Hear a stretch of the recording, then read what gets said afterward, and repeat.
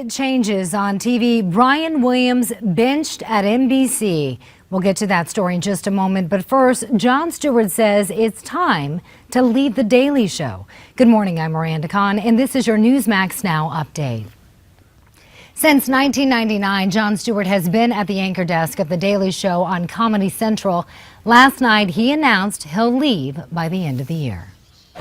It's been an absolute privilege. It's been the honor of my professional life. And I thank you for watching it, for hate watching it. Whatever reason you were tuning in for.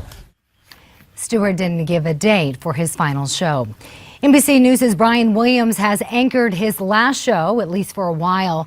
The network suspended him for 6 months without pay.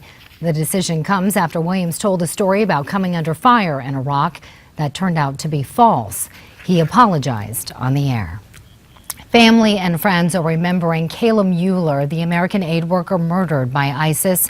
A memorial has been growing in her hometown of Prescott, Arizona, after confirmation that she was killed.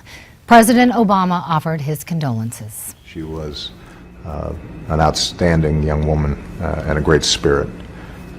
And I think that spirit will live on, I think. The president says he sent a mission to rescue Mueller and other American hostages, but missed them by, in his own words, a day or two. Opening statements are set for today in a Texas courtroom in the trial of the man charged with killing American sniper Chris Kyle. Eddie Ray Routh is accused of killing Kyle and a friend during a trip to a gun range 2 years ago. One of his first witnesses today for the prosecution will be Kyle's widow. A suspect is now in custody after the shooting of a San Diego TV sports anchor. Kyle Kraska from Channel 8 in San Diego was shot several times outside his home yesterday afternoon. He's expected to recover after undergoing surgery. Police have arrested a suspect seen here in Mike, Montana, after a standoff last night. No word on a motive for the shooting.